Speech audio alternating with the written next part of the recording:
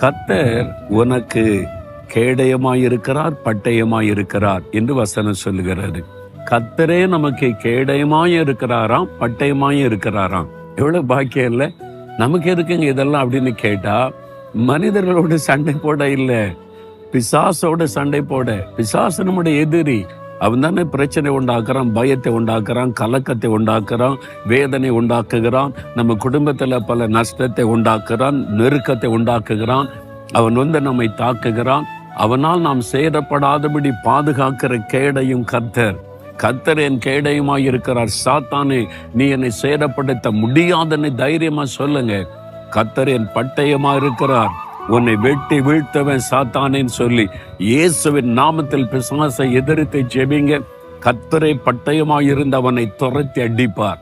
ஒன்றும் உங்களை சேதப்படுத்த முடியாது.